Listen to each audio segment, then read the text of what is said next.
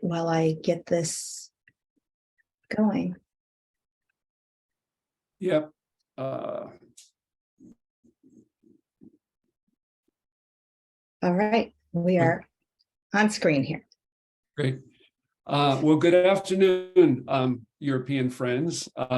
We welcome this opportunity to be able to share today. And I'll first say that Cecilia Garibay and I will be presenting, and our colleague Rabia Mais was originally going to join us. And it turns out, because of the time change, you may be aware that the US jumped ahead last weekend by an hour. So I didn't realize that until last evening, and so that meant that Rabia already had some very important meetings scheduled at this time. So we're sorry that she won't be joining us, but she's very much a huge part of this work, and you'll see her thoughts and work reflected throughout. Cecilia and I are coming to you from the US, and she's in Chicago. I'm in Washington, D.C. And just thinking about a land acknowledgement, we're coming from a country, the entire country was basically stolen from the original inhabitants. I think everybody knows that. But it's something we try to be aware of, and of course it's a sad fact, but there's lots of work to be done to acknowledge and reconcile that fact of our history. I just want to start by saying a little bit about CAISE, because I know that many of you know CAISE, the Center for Advancement of Informal Science Education, although you might not know exactly what we did or have done. And we're not a museum or a science center. We're what's called a resource center, and for the RUS National Science Foundation program that funds informal STEM learning settings, environments, projects. And since 2007, this center has been providing resources for people who do that, for people who design settings, environments, activities. And that means everything from bringing the community together every 2 years for a meeting of all the projects that are funded by that National Science Foundation program. And we'll talk a little bit about that as we get into the presentation. It means creating and sharing the informalscience.org website, which I hope you're aware of, and is actually being taken up by a new group that we'll talk about at the end. And in general, just trying to bring the community together, both online, in person, through workshops, through convenings, and other ways for there to be knowledge sharing among the people who work in museums, science centers, zoos, aquaria, science festivals, media like podcasts, television, film, etc. So, and there's of course an ever expanding variety of environments in which informal STEM learning or informal science learning occurs. We do it as part of what's called a cooperative agreement award with the National Science Foundation. And the reason I mention that is because it's very different than a regular just grant where you're giving a certain amount of money to do a thing, and you perform whatever was proposed, and then you submit a report at the end. In a cooperative agreement, we work very closely all the time with the actual program officers at the National Science Foundation, and we and there's a very iterative process that allows us to bring up new ideas in the course of our work, and that's the way that this equity audit actually came about. It wasn't part of our original proposal for this current award period. And in 2019, actually, it was Cecilia who raised the idea of us doing this audit. And in iteration with the National Science Foundation, we're given funding and allowed to use some of our funding to do this work. So I mention it because that's some context for how this came about and what supported it. And just one last thing to say about CAISE, which is CAISE is 4 co-PIs and myself, 4 co-principal investigators. Those include Cecilia, Rabia, and two of our other colleagues, Martin Storseek and Kevin Crowley, and then myself and 3 staff at ASTC, the Association of Science and Technology Centers. And that's the core group of 7 or 8 people who work all the time on this project and participated in this audit, but we involve the whole community as much as possible in a variety of ways. We just yesterday, there was a blog posted on the ASTC website that goes into much more depth about, and I'm putting in the chat right now, that goes into a lot more depth about what our experience was with the audit. And so after today, if you want to dig into that more deeply, and there's written material there, links, as well as some videos where we reflect on our experience. So with that, I'm going to turn it over to Cecilia to talk about what an equity audit is and how we proceeded. Great. Thank you, Jamie. And wonderful to be here. Thank you for the invitation and for the conversation that I hope we have. So as Jamie mentioned, CAISE has always had, because it's a field building entity, I would say that we've always had a very external focus, being very concerned about the field supports. And it's not unlike at a museum where you might be thinking a lot in terms of equity around the public, right? And so what are programming, exhibitions, and other work that is really supporting the public-facing work of the organization? And an equity audit actually flips that and asks questions about what is happening internally at an organization to help align and support and move towards progress on equity. And so CAISE was at a point where we really wanted to be thinking more deeply around our own equity work, and that is how the equity audit idea surfaced. So I will this is a quick definition about what an equity audit is. And so there is no standard method or systematic or particular formula for conducting an equity audit.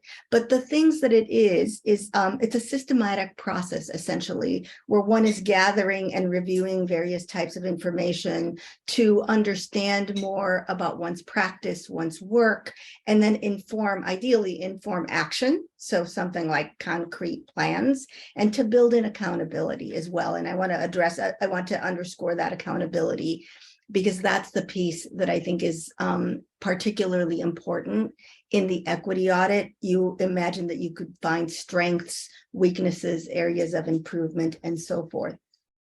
Now, because an audit really is more of a systematic process, but there isn't a particular standard method or formula, it became really important for us to be able to think about what our focus would be and how we might build in some particular way of narrowing in on what our focus would be. So for the equity audit for CAISE, we had a number of questions that we asked, and we ultimately actually ended up focusing on racial equity as a particular strand of our work. And that is really because certainly, and I should say we're definitely speaking from a US context here.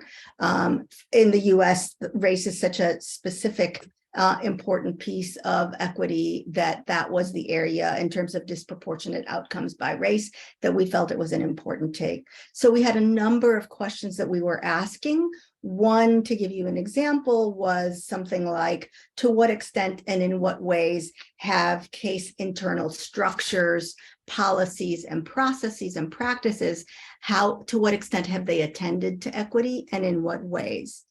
And so the whole point, as I said, of an equity audit is that ideally it identifies strengths that one can build on, as well as challenges, gaps, opportunities, and then to create ideally a work plan from that, set milestones, and think about accountability. And so for us, you'll hear a little bit more about the process.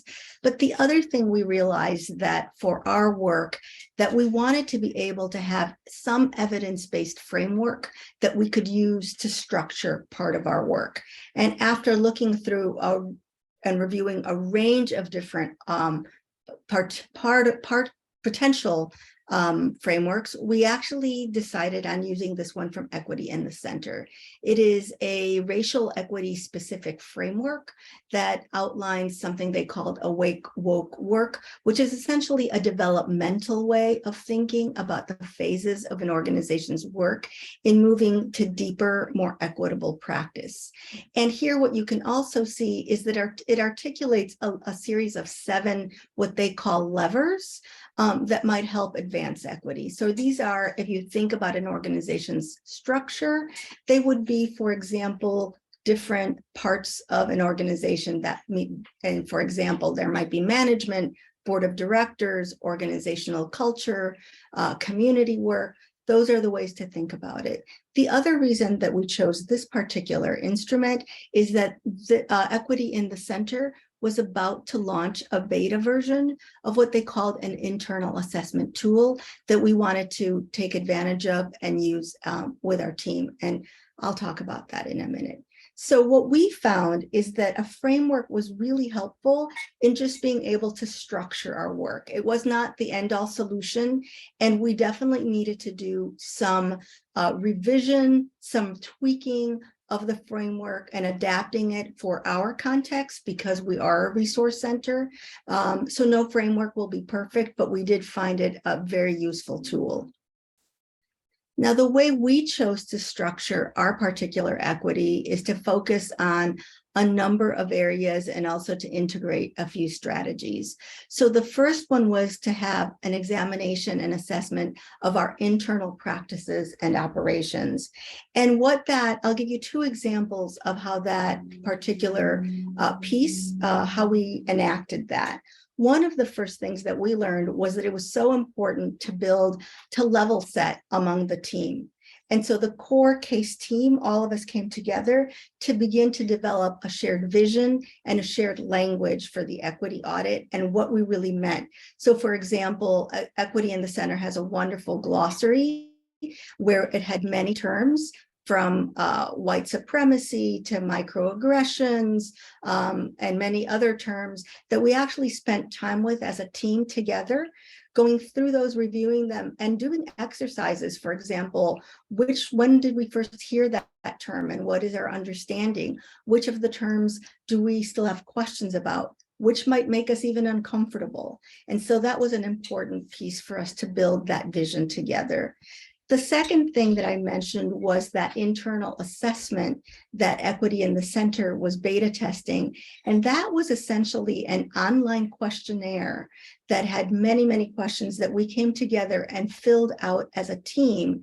And at the end, it gave us a report that assessed our internal processes based on the levers that you saw, the stages, awake, woke, work.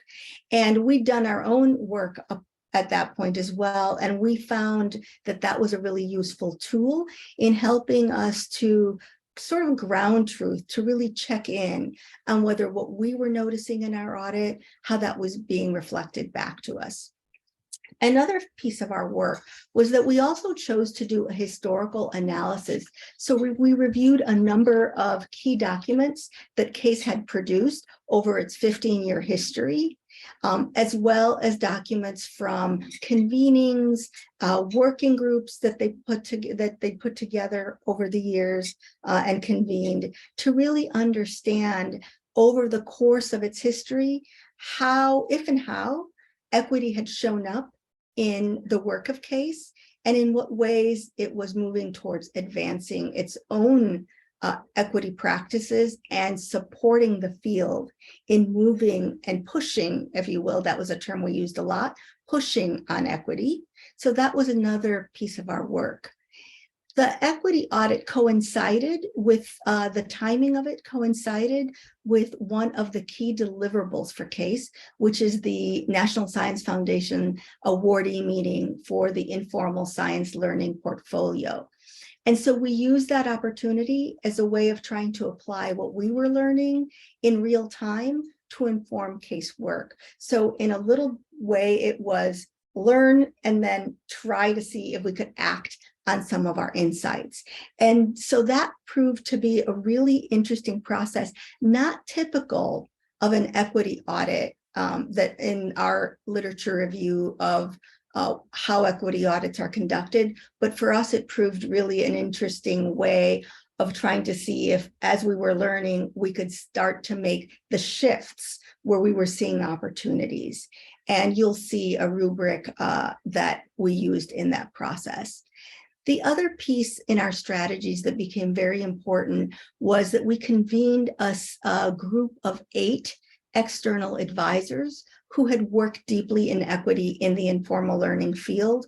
And that group really came together to provide feedback and share insights. And our intention in putting together this committee was really to both have critical thought partners that could help us, and also to really help us think through our goals and build in some accountability.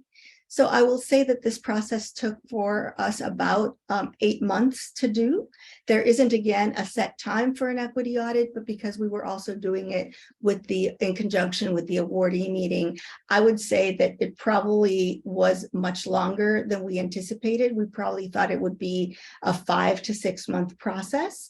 And even then, I think we could have extended it. So I'm going to hand it over to you, Jamie.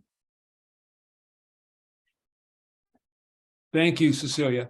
And so one of the other needs that emerged for us was what we identified as sort of our own need to generate some tools that we could use throughout the process that we created ourselves that would help us throughout all of our work as we did the equity audit. So the real-time applications, our weekly meetings, both our PI, all team meetings, and then staff meetings. And so we developed some rubrics. And this is an example of one where we generated some questions that we wanted to ask about each area of work we were involved in, whether it was this past week's work at the beginning of a meeting, or our planning of the awardee meeting that Cecilia mentioned, decisions about speakers we would invite, the types of sessions that we were going to offer at that awardee meeting, all the different aspects of implementing that, right? So there's a couple, this is a big chart here, but there's a couple of questions we thought we'd just call out, highlight that we were important to ask as we conducted this audit.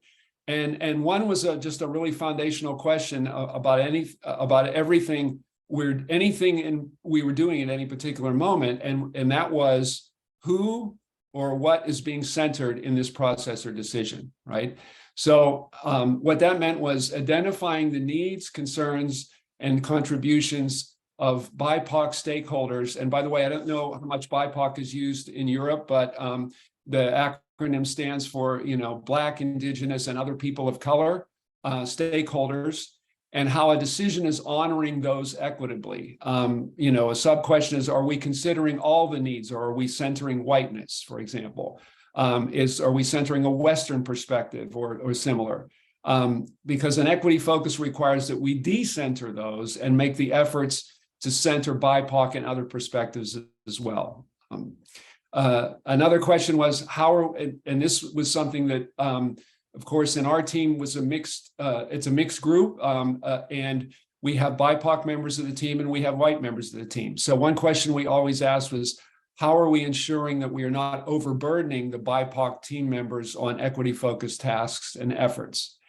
And I'm sure you're all aware that, and may manifest differently in your context, but BIPOC individuals often bear an imbalanced share of the intellectual and emotional labor in the thinking, conversations, and action steps of racial equity work. So how do we establish practices that prevent this common occurrence? An equity focus requires that we distribute responsibilities equitably across the team. So we can go ahead, I think. So that's sort of a brief as we could put together overview of our process and the various aspects of it.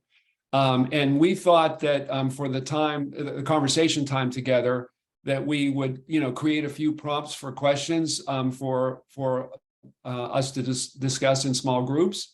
And some of this, some parts of it may resonate or raise issues for you, other parts may not. But these questions on the screen were ones that we thought might get discussion going.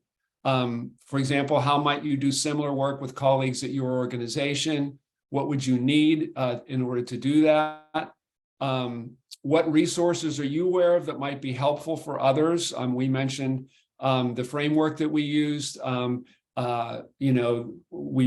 obviously engaged an external committee as well. But there are lots of tools out in the world, and of course, Diversci has lots of tools on the website as well that hopefully everyone is aware of. And then, of course, because everyone on this call is in different parts of the world, what opportunities or challenges does your local context present in specific for advancing equity, whether it be racial equity or equity as you define it in your context. So those are some questions we thought might be generative for further discussion. As I mentioned, that blog that we can share the link to again, it goes into more depth on this process. And so I'll stop there. Amazing. Thanks so much, Jamie and Cecilia. Virtual round of applause. I guess open any questions. We've got a couple of minutes before we go into breakouts. So if anyone's got a question, raise your hand. We'll put it in the chat. So Piotr, straight in there. I don't know, Piotr, if you want to say the question directly or. Thanks, Lewis. Yes, but my question was really what you raised right at the very end there, Jamie. That your audit focused on BIPOC, and I can see that in your context, that's probably the key issue. Could the audit be expanded effectively to include other types of diversity, age, gender, disability, income, alongside BIPOC? It would make it a bigger thing, but could you see it work?